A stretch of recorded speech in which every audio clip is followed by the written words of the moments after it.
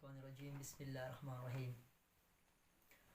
I hope my all students and my viewers will be great, they will be fine, and they will be happy with their lives. Uh, as you know that we started our lectures about B and the different state of B because in past lecture we started the use of B because we I told you in that video that B will show us order or command, and after that we discuss the different type of state of B because B has different type of state. I already told you that here B has different type of state like SMR and present simple tense and was were in the past simple tense and shall be and will be and future simple tense, and we are going to discuss all of them. And now today I am going to discuss the use of shall be and will be. So be with me, don't go anywhere, and I will make you understand with a great way, inshallah. And you will learn it by easy ways, not difficult. Inshallah, you will learn everything here in this page, right? So let's come with me and let's start the use of shall be and will be. जो आज हम इंशाल्लाह पढ़ाने जा रहे हैं, आज हम विल बी और शैल बी का यूज़ करेंगे। जिस तरह कि हमने एज एम आर का यूज़ किया है, वाज वर का यूज़ भी किया है, और आज हम शैल बी और विल बी का इस्तेमाल करेंगे। तो आइए मेरे साथ स्टार्ट करते हैं। ओके, जिस तरह कि हमने पढ़ा था प्रेजेंट एज एम आर में कि वो मौजूदा वक़्त को ज़ाहिर करता है। फॉर एग्ज़ाम्पल, जब मैं किसी शख्स से पूछता हूँ आई एम अ डॉक्टर, तो इसका मतलब ये है कि मैं डॉक्टर हूँ, मैं डॉक्टर हूँ और अभी इस वक्त मैं डॉक्टर हूँ। ठीक है, आज की दुनिया में मैं डॉक्टर हूँ, आज मैं डॉक्टर हूँ, और मैं डॉक्टर था 2 साल पहले मैं डॉक्टर था, 5 साल पहले मैं डॉक्टर था, 6 साल पहले मैं डॉक्टर था, लेकिन अभी नहीं हूँ। अभी ये जो ज़माना है ये पास्ट में वो प्रेजेंट का ज़माना पास्ट में तब्दील हो गया है। तो अभी मैं डॉक्टर हूँ और मैं डॉक्टर था ये पुराने ज़माने में था। तो एक है प्रेजेंट टेंस, एक है पास्ट टेंस। ठीक है, तो हमने स्टेट ऑफ बीइंग स्टार्ट कर चुके हैं, और स्टेट ऑफ बीइंग में हमने एज एम आर को भी डिस्कस किया, बी का भी इस्तेमाल किया और वाज वर का भी इस्तेमाल किया। फॉर एग्ज़ाम्पल, जब कोई शख्स कहता है कि मैं एक इंजीनियर हूँ, या मतलब वो एक इंजीनियर है, तो वो कहेंगे ही इज़ एन इंजीनियर, वो एक इंजीनियर है, वो एक इंजीनियर था, ही वाज एन इंजीनियर, और वो एक इंजीनियर होगा तो he will be an engineer, वो एक इंजीनियर होगा आने वाले वक्त में, आने वाले साल में, या अगले मंथ में, या अगले साल में वो एक इंजीनियर होगा। ठीक है, तो इस यहाँ पे हम विल बी और शैल बी का इस्तेमाल करेंगे। तो बहुत तवज्जो के साथ ये लेक्चर आपको सुनना चाहिए, और इंशाल्लाह आप ज़रूर इसको याद करेंगे और जहन में बिठा देंगे। ठीक है, तो यहाँ पे हम पहले जिस तरह के प्रेजेंट सिंपल में हम सब्जेक्ट पुट करते थे, एज एम आर पुट करते थे, फिर नाउन और एडजेक्टिव पुट करते थे, और पास्ट सिंपल टेंस में आप सब्जेक्ट पुट करते थे, फिर वाज वर्ड पुट करते थे, फिर नाउन और एडजेक्टिव को पुट करते थे। लेकिन आज जो है, आज हम सब्जेक्ट प्लस शैल बी और विल बी, या विल बी और शैल बी और प्लस नाउन और एडजेक्टिव को इस्तेमाल में लाएंगे।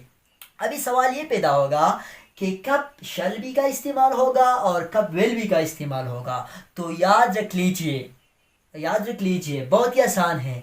आई और वी के साथ शैल बी का इस्तेमाल होगा, बाकी आई वी के अलावा जो भी हमारे साथ सब्जेक्ट हो, प्लूरल हो, सिंगुलर हो, ही शी इट हो, दे हो, यू हो, लेकिन आई वी के अलावा तमाम सब्जेक्ट के साथ हम विल बी का इस्तेमाल करेंगे। ठीक है, सिर्फ आई और वी के साथ आपको शैल बी का इस्तेमाल करना है, बाकी जो प्लूरल हो, सिंगुलर हो, और आई वी के अलावा सब नाउन के साथ और सब प्रोनाउन के साथ आई वी के अलावा हम विल बी का इस्तेमाल करते हैं। तो आइए मेरे साथ सेंटेंसेस बनाते हैं।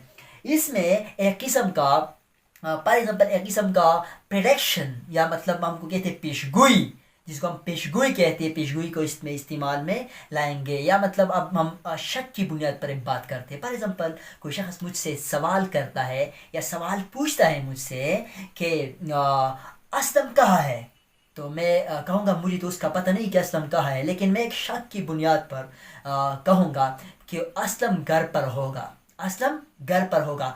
अब इसमें एक शक है, एक पेशगोई है कि होगा या नहीं होगा, इसका तो मुझे पता नहीं है, लेकिन मैं एक शक की बुनियाद पर बात करता हूँ। लेकिन जो शक की बुनियाद पर बात होगा, तो उस शक की बुनियाद पर हम इस टेंस को इस्तेमाल में लाएंगे, शैल बी और विल बी का इस्तेमाल को करेंगे, ठीक है। और फिर नाउन और एडजेक्टिव को इसके बाद इस्तेमाल में लाएंगे, ठीक है।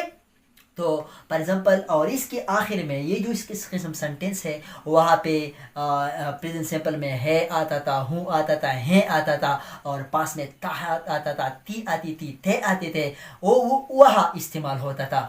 लेकिन यहाँ पे क्या होगा, यहाँ पे इस सेंटेंस के आखिर में गा क्या होगा, गा होगा, ठीक है। गी होगी और गे होंगे, इस तरह आएंगे। फॉर एग्जाम्पल, असलम घर पर होगा, तो मैं क्या कैसे कहूंगा, इस तरह कहूंगा, असलम घर पर होगा, असलम घर पर होगा।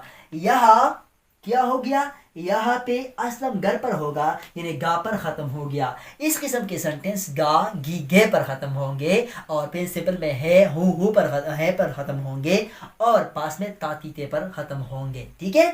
तो आज हम इसको डिस्कस करते हैं। आइए, असलम घर पर होगा, इसको कैसे हम ट्रांसलेट करेंगे इंग्लिश में, तो बहुत ही आसान है। यहाँ पे असलम हमारे साथ सब्जेक्ट है, तो पहले यहाँ पे हम क्या करेंगे, असलम को पुट करेंगे। क्या करेंगे, असलम को पुट करेंगे।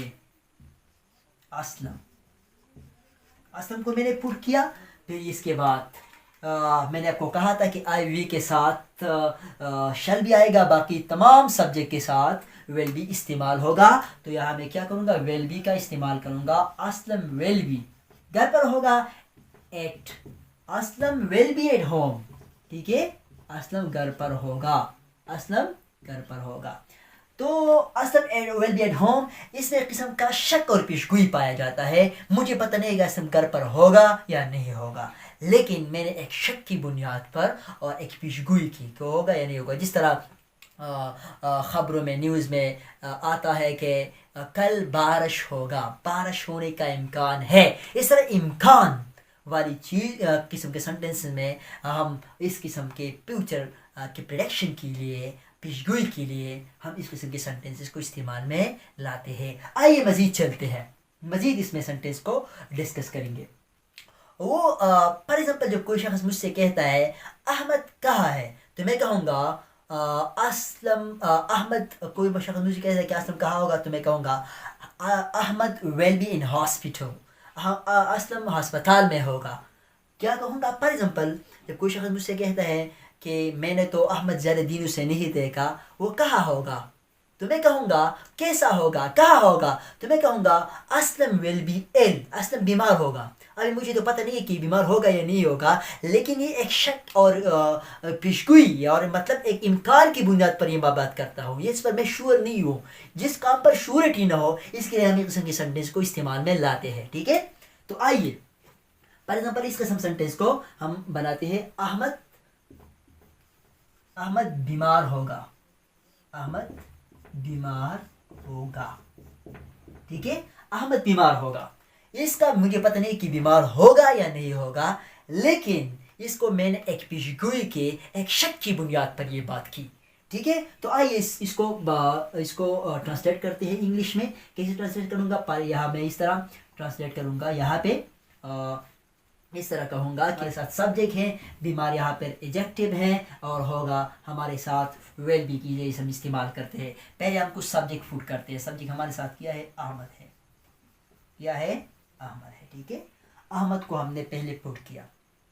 आइए अब मजीद चलते हैं। अहमद को हमने पहले पुट किया, फिर इसके बाद हम विल बी, क्या मैंने आपको बताया था कि आई और वी के अलावा सब तमाम सब्जेक्ट के साथ हम विल बी को इस्तेमाल में लाते हैं। तो मैं कहूँगा Ahmad will be ill, Ahmad बीमार होगा। अब बीमार होगा या नहीं होगा मुझे पता नहीं है, बस मैंने तो एक पेशगोई और एक शक की बुनियाद पर ये बात की, मैं श्योर नहीं हूँ, ठीक है। मैंने अपना पेशगोई की कि वो बीमार होगा, शायद वो बीमार नहीं भी होगा, तो मुझे इसका पता नहीं है।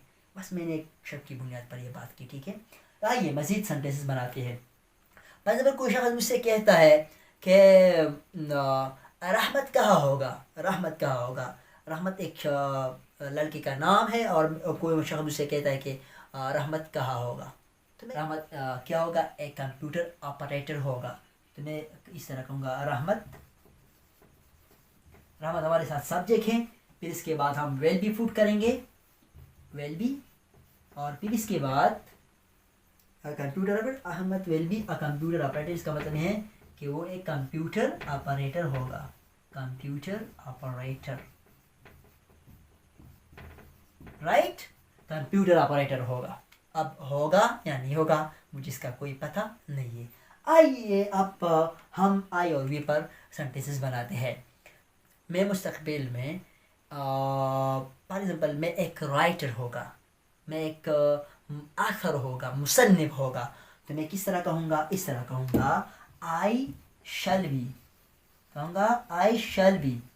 मैं होगा, क्या होगा, आई शैल बी, मैं होगा, मैं एक मुसन्निफ होगा, I shall be an author, I shall be an author, मैं एक आथर होगा इन फ्यूचर, मुस्तकबिल में। मुस्तकबिल में क्या होगा, मैं मुस्तकबिल में एक आथर होगा, मैं मुस्तकबिल में एक मुसन्निफ होगा, ठीक है। तो इस तरह आप इसको बनाते हैं। पर इसको नेगेटिव कैसे बनाएंगे, बहुत ही आसान है इसका नेगेटिव बनाना। नेगेटिव कैसे बनाएंगे, बहुत ही आसान है। आपको वेल बी और शैल बी, जो शैल बी हैं, इसके दरमियान में, इसकी मिड में आपको नॉट पुट करना पड़ेगा। यहाँ पे आपको नॉट, यानी इसके दरमियान, राइट, आपको क्या करना पड़ेगा, वेल नॉट बी। वो एक स्टूडेंट नहीं होगा, तो मैं किस तरह कहूँगा, he will not be a student. वो खुश नहीं होगा, he will not be happy, right. Like that way we can make a lot of sentences by this way, because it's not a difficult, it's not a big deal, it's very easy for you people. But try to practice it, try to practice with speaking, try to practice with writing, and with reading, and pick up the structures from the book, so it will be memorized, it will be in your mind, right. So try to practice a lot, because without practice you cannot make yourself a good speaker of English language, right. So आइए हम इसका negative बनाते हैं, ठीक है। For example मैं कहूँगा कि फॉर एग्जाम्पल अहमद एक ड्राइवर नहीं होगा, अहमद एक ड्राइवर नहीं होगा। तो मैं किस तरह कहूँगा, पहला यहाँ मैं अहमद पुट करूँगा, अहमद एक ड्राइवर नहीं होगा, तो मैं यहाँ पे विल नॉट पुट करूँगा, क्या करूँगा, विल नॉट, और फिर इसके बाद बी पुट करूँगा, will not be. Ahmad will not be what, will not be what, Ahmad will not be a driver, वो एक ड्राइवर नहीं होगा, अहमद एक ड्राइवर नहीं होगा। अब विल नॉट बी का जो शॉर्ट फॉर्म है, कंट्रैक्शन, जो कंट्रैक्टिव फॉर्म है, वो हमारे साथ कंट्रैक्टिव का मतलब एक कंट्रैक्शन, किसी चीज़ को कम करना, इसको साइज को कम करना, उसको हम कहते हैं कंट्रैक्शन, कंट्रैक्टिव फॉर्म। यानी विल नॉट का कंट्रैक्टिव फॉर्म किया है, तो विल नॉट का कंट्रैक्टिव फॉर्म है वांट, किया है वांट है, वांट है, इसका कंट्रैक्टिव फॉर्म वांट है, won't be a driver, right. So Ahmad will not be a driver, okay. मतलब हम महज़ब नहीं होंगे अगर हम क्या करेंगे, अगर हम इसके बातों में आएंगे तो हम महज़ब नहीं होंगे, इस तरह लोग कहते हैं। तो किस तरह आप कहेंगे, नहीं होंगे, तो इस तरह कहेंगे वी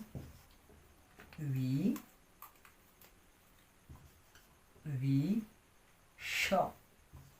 मैंने आपको कहा था कि आई वी के साथ शल आता है, तो हम कहेंगे we shall not be what, we shall not be civilized, we shall not be civilized, right, हम civilized नहीं होंगे, right, तो हम civilized नहीं होंगे, हम मुहज़्ज़ब नहीं होंगे, right, if you follow his words, right, you can say like this way. So it's a negative form of shall be and will be, right. तो इसका लेक्चर काफ़ी है। और अगर आपका कोई क्वेश्चन हो तो आप मुझसे बग़ैर किसी हिचकिचाहट की, बग़ैर किसी हेजिटेशन के आप मुझसे पूछ सकते हैं, और मैं हर वक्त आपको इंशाल्लाह रिप्लाई और आपको रिस्पांस देने के लिए तैयार हूँ। क्योंकि मैंने ये पेज इसलिए बनाया है क्योंकि मैंने बार बार आपको कहा था कि स्टूडेंट्स के लिए बड़े मसाइल हैं इंग्लिश में। उसका राइटिंग स्किल इम्प्रूव नहीं हो रहे, उसकी स्पीकिंग स्किल इम्प्रूव नहीं हो रहे, उसकी राइटिंग स्किल इम्प्रूव नहीं हो रहे, क्योंकि ज़्यादा स्टूडेंट ऐसे होती है कि वो बीएस में पढ़ती है, बीएस करते हैं इंग्लिश में, और स्टूडेंट तो ऐसे हैं वो एपीएससी में होती हैं, और उसको टेंसेस और उसकी जो स्ट्रक्चर है वो इतना पूरा होता है कि उसका राइटिंग स्किल इम्प्रूव नहीं होता। तो बड़े मसाइल हैं। हमने मेरे अपने स्टूडेंट्स की जो तकरीबन मैं 8 सालों से इंग्लिश पढ़ाता रहा हूँ मुख्तलिफ सेक्टर्स में, और मैंने स्टूडेंट्स का जो वीकनेसेस है, कमज़ोरियाँ है, मैं सब देख चुका हूँ कि कितने उसके राइटिंग स्किल कितनी पूरी होती हैं, उसकी रीडिंग स्किल, वो रीडिंग तक नहीं कर सकता, रीडिंग भी गलत करता है, मीनिंग तो ट्रांसलेशन तो मुश्किल है, ट्रांसलेशन तो दूर की बात है, वो रीडिंग तक नहीं कर सकता। तो इस वजह हमने ये पेज बनाया कि आपका हेल्प करूँ, आपको आगे जाने में आपको डेवलप करूँ। ठीक है, तो रिस्पांस ज़रूर देना आप मेरे वीडियो को।